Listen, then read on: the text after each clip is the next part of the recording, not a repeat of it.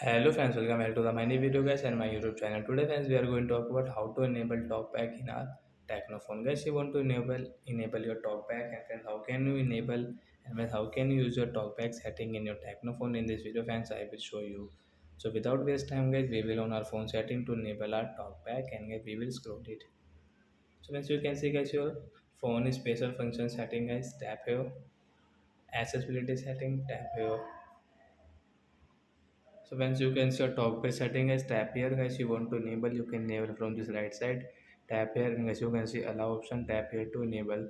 Once your talkback will enable, and guys how can you use, guys you can use your with your two fingers, and guys you can see your talkback notification about talkback. So with one tap and double tap to continue your setting. So guys you can use your talkback with your two fingers, and guys you can enable your talkback in your Tecno phone like that.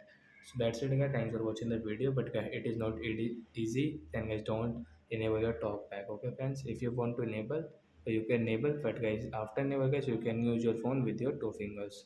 So that's it guys. Thanks for watching. We will meet on the next video. Bye.